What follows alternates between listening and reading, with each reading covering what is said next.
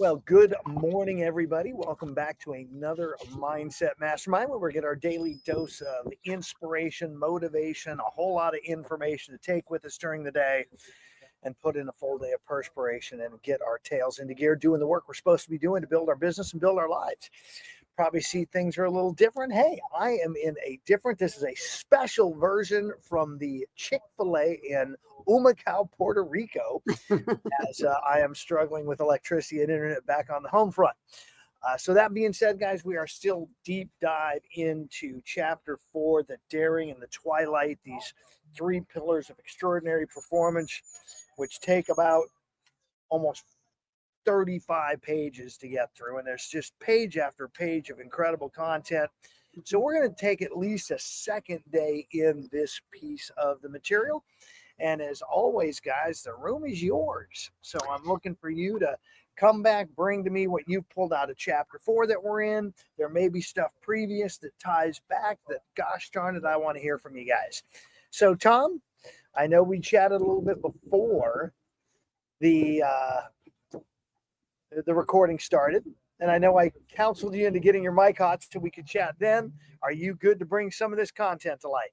I have so much, you're going to have to stop me. But let me just start with one sentence hidden in a paragraph on page 72, which I have come to really love and see in you, Russ, brown nosing, but being truthful.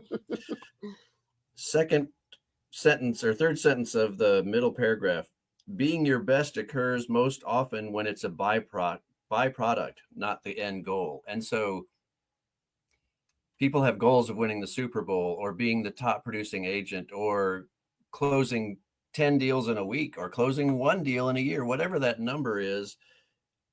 And when that becomes a secondary thing and we're having, as they said in Ninja Selling, purposeful interviews with Ford conversations and all that kind of stuff coming from contribution, we're naturally going to get more attention and naturally have more positive movement and maybe do better than we would have imagined, which, depending on how you define your win, like having 10 closings in a month, it feels better. It has more positive impact. But this whole chapter, like I said yesterday, it'd be easier for me to highlight the things that don't stick out to me than what does. And I so appreciate this. Being your best occurs most often when it's a byproduct, not the end goal. There was this entire conversation earlier, and maybe some of you have it. If not, I'll make sure I work it in later in today's conversation, of dreams versus goals, and focusing more on the dreams, the feelings, and focusing more on the process. Fall in love with what you get to do at such a level that it's no longer work, and all of a sudden the goals just magically show up. Gary, what do you got?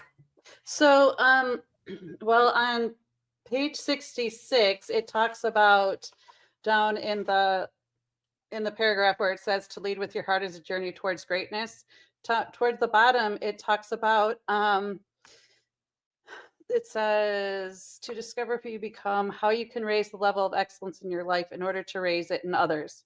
This is the sentence for me. It's setting strict boundaries around your energy and what you focus on, guarding your heart. So there it says strict boundaries around your energy and guarding your heart. But earlier, a couple pages earlier, it talked about not being protective of yourself. And I don't remember exactly what page, and I couldn't find it last night either. But what is the difference between the two? Well, I think one thing is go back to page 66 to that sentence about strict boundaries and finish the sentence. You didn't read all the material. You stopped a little early, which might help. I did. Okay. So it's setting strict boundaries around your energy and what you focus on, guarding your heart from comparison and resentment, fear, frustration. But I still think that's part of protecting yourself. Well, hold on. This is the fun part. Who is doing the comparing? Well, Based on that sentence, who are you guarding yourself from? I guess based on that sentence, you're guarding yourself from yourself, comparing from yourself. But I'm guarding Who? my. Yeah, who has resentment? They do for me. Who has no? You're the one that again, every one of these things here, whether it's comparison, resentment, fear, or frustration, is you guarding your heart from that group of three that I call the drunk monkey.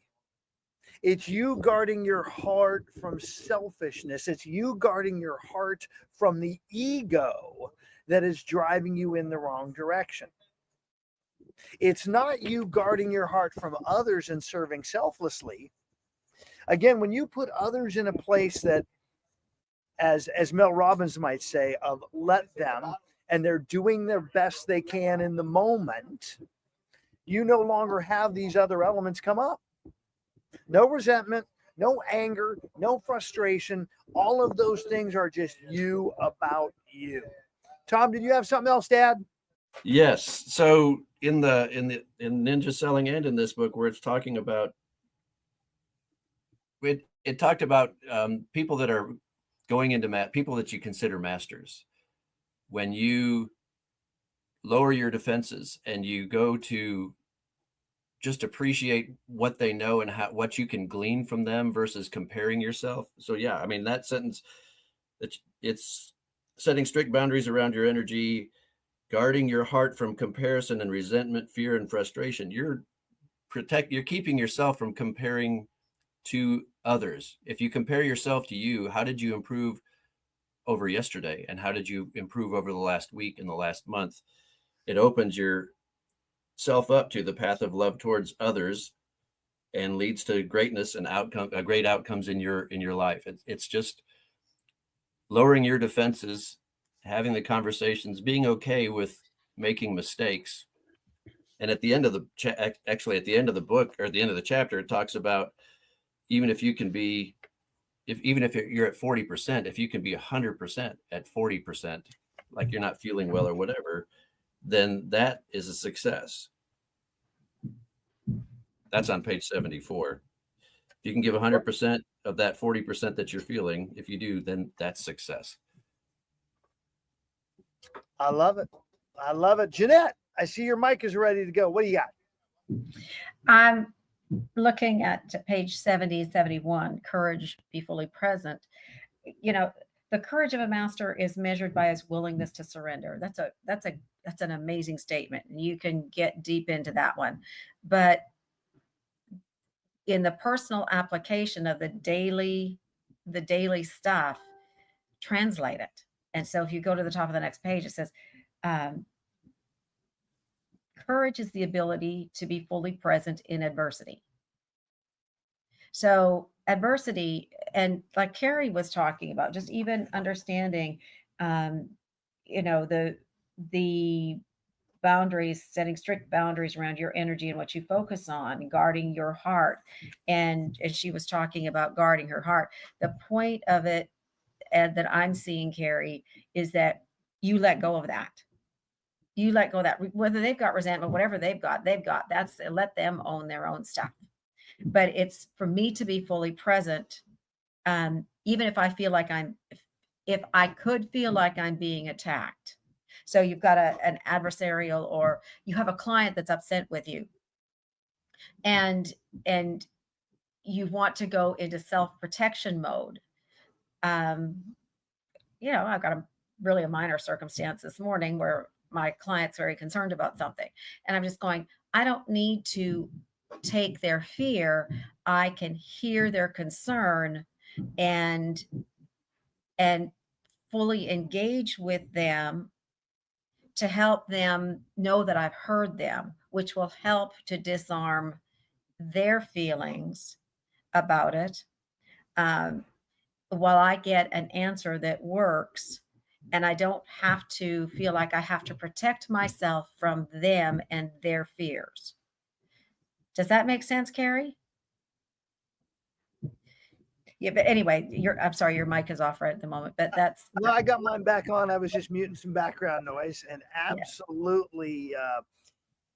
The other piece I want to add in at this moment, because Carrie has asked, and I'm going to do a little challenge here because I've talked about it before. One of the tools, okay, how do we do this stuff?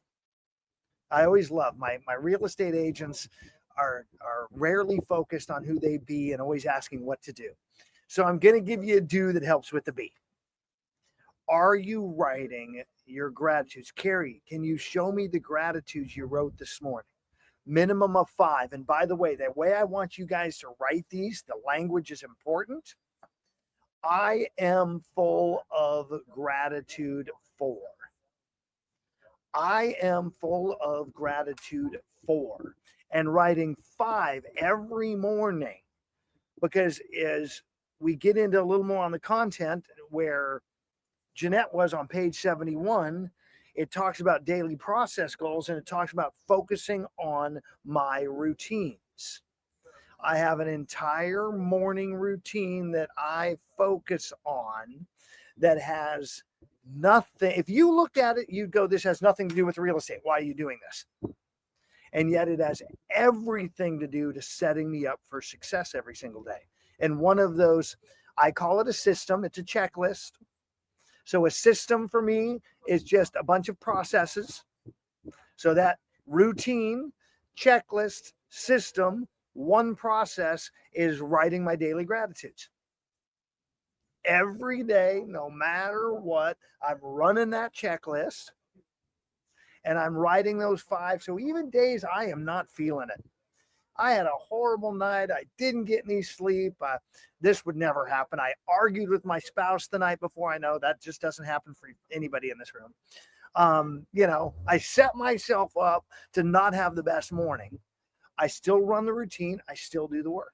So by the way, Carrie, the 2 that go back to back on that are the 5 gratitudes. I am full of gratitude for, and it's different every day. So I'm always looking for things to be grateful for, even the bad stuff, followed by affirmations. I am present. I am engaged. I am interested. I am totally free. I am a master recruiter. I compete to raise the level of excellence in my life, to learn and to grow in order to raise it in others. I pulled that one right out of the content when we got, and it's part of my morning ritual. So I'm challenging you guys, take what we're doing here and build a few activities around it that you run every morning. April, what do you got? So when he talks about mastering the ego, self-mastery, he talks about being unembarrassable, unoffendable, and unirritable.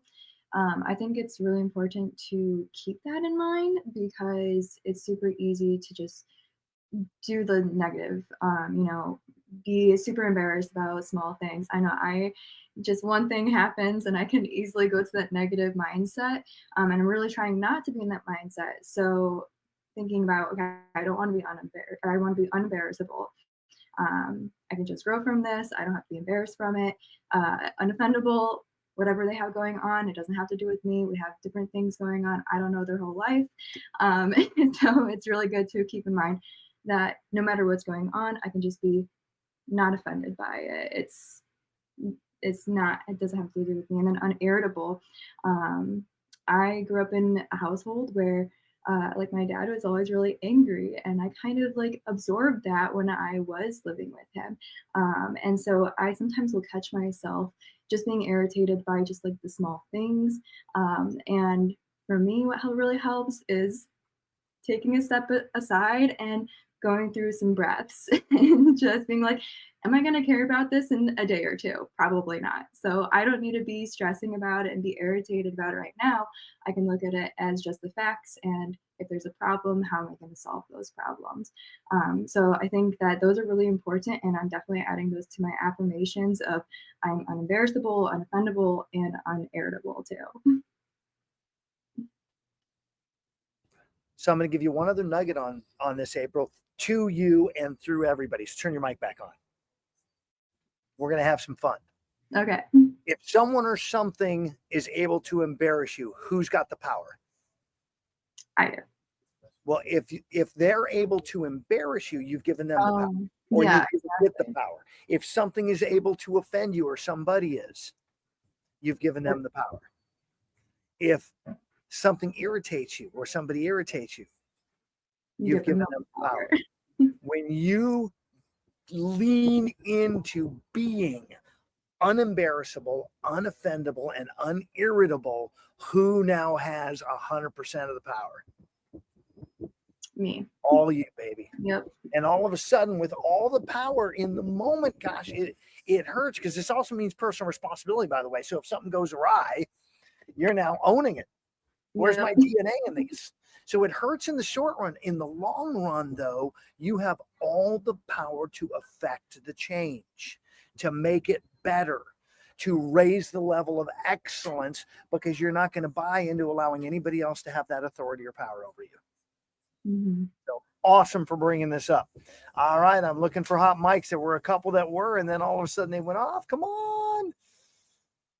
There's lots of good nuggets in here. Maybe even some that I planted in people's minds earlier today via text. That could have happened. Tom. Well, so Carrie went out and stuck her neck out. And I just wanted to say just something affirming to her. First off, is when I compare her to the first time that I was aware of her on these calls to now, she has just grown by leaps and bounds. And there's so much more strength and confidence as a result, I think, of just reading these books. But one thing that she said in this is that she doesn't like the idea of power. And to me, it's not that you're being power, like mighty and strong and tough. It's just that you're not surrendering to others' opinions of you. And so that's what we're talking about. We're not talking about taking control. And I think that's kind of the vibe that I'm getting from what Carrie wrote in the chat. I'm not interested in power, but leading and serving. And we are all interested in leading and serving. We just don't want to surrender allowing others to embarrass us gives them control instead of power. Maybe we change that word. I think there's some clarity here, because a lot of people conflate these two items. Carrie, because I love chatting with you. Get that mic hot. Did Mother Teresa have power? Your mic's not The mic on. is off again. Do I think she did? I don't think of it as power, but I do. Yes. She had power. You're conflating, and most people do, power versus force. Power is energy. Power is having it inside of you. Force is inflicting it on someone else. And I know your heart. You never want to inflict it on someone else. You never want to force someone to do something they don't want to do. You don't want to cajole them into taking a path they shouldn't take. Your heart's in the right place. And with the power, just like a servant of Mother Teresa who had unlimited power, you can do the same thing with the same grace. Does that make sense? It does. Awesome. And I would like the young Cardia Lewing. She said influence. Maybe that's a word I can relate to better. Influence is a very powerful thing too. Absolutely. Christy, I see you, and then Justin. Okay. Yesterday I was talking about the whole conditional and unconditional love. So page 66 kind of broke it down into little bite-sized pieces to where I can focus on little things like that. Like I have road rage. So it helped me break it down to see like just the tiny little steps that I can take to improve it.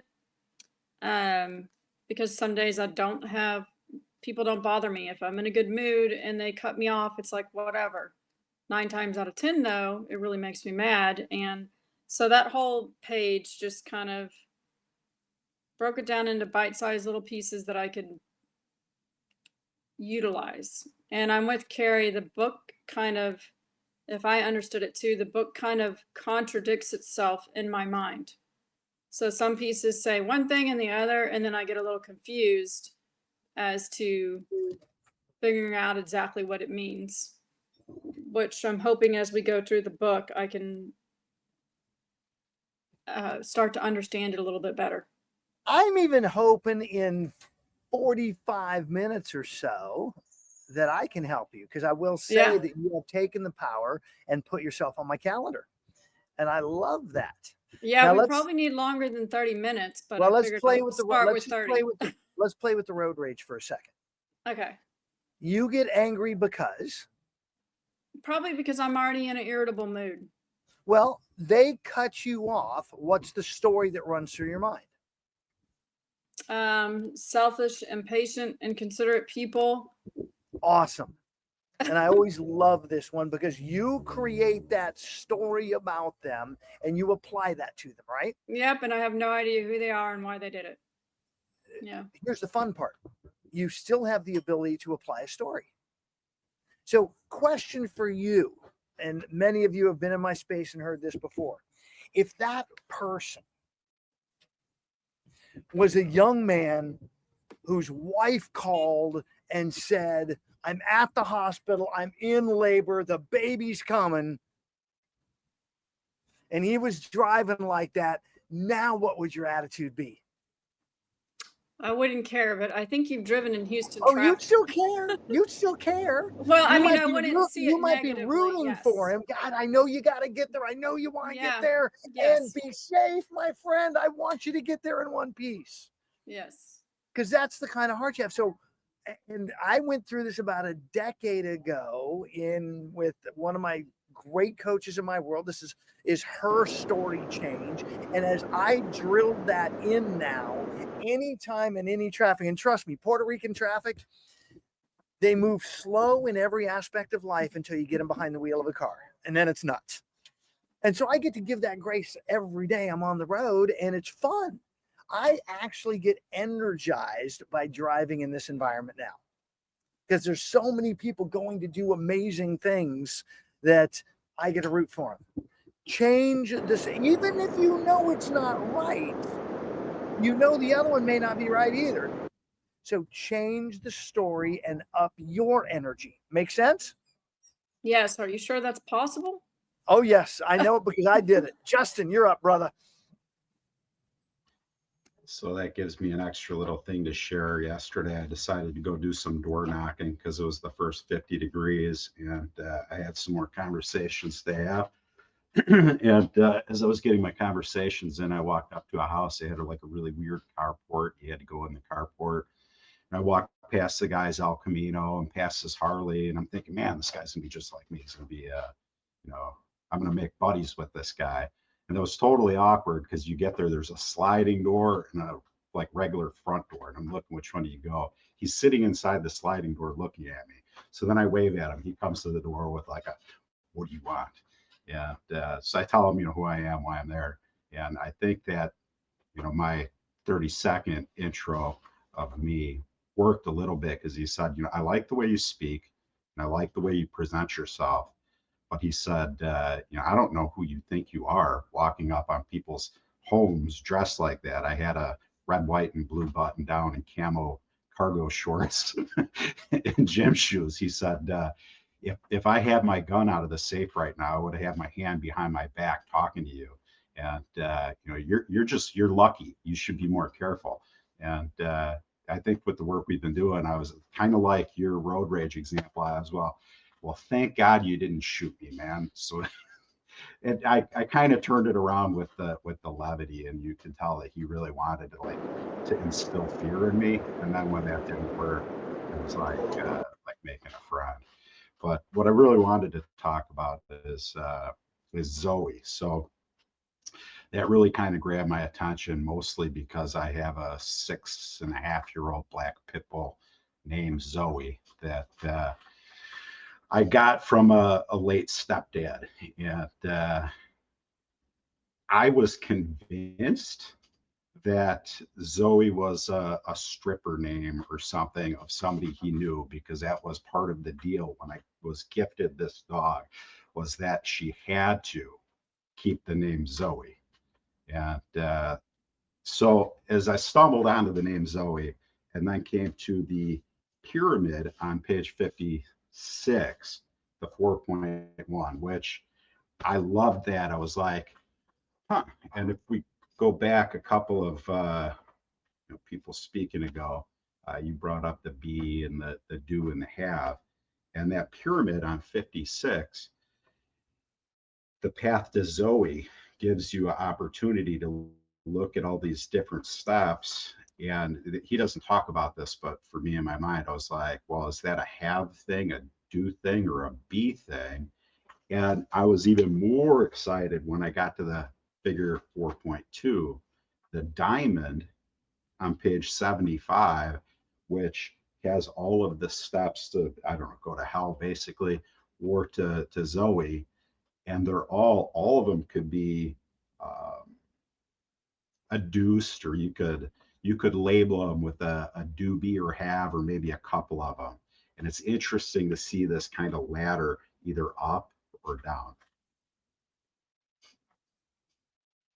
Your mic's off. Yep. You got your side. It can go either way, like it says, the choice. And we've seen this called the path to accountability or the path to fear. We have seen a lot of versions of this. And here's the piece I just want to anchor for you, my friend. Ultimately, the only way you get there is through be. We can work on some of these things. We can, quote, do some things, yet until you've internalized it so much that it's who you are, the change doesn't occur. I'm looking at a lot of people in this room that no longer read. They're readers. It's just who they are. Every day, part of the morning routine or ritual on the checklist. They run it, they read with joy. There's no judgment. They no longer have the story, I don't have time to read. It's just who they are, and they do it every single day. Jeanette, you were next up, and client, I saw you popping in. We'll see if we got the time. You got a lot of road noise, client. Go ahead. I'm good. All right, client, you're up. Go. So just talking about the story, if we're going to have a story anyway, we might as well make it a good one. So I like what you said about how, hey, what if this guy is going to see his kid? Well, taking that into consideration, we can create that story every single day with every single conversation. What if this is a great guy who wants to sell his house today? What if that person's an awesome person who just loves me when I come up and speak with them and they want to talk to me? That's fabulous, because that story changes the equation in your head, because it's not about them, and it never is. It's always about you in this case. So I love that. And I'm going to go through my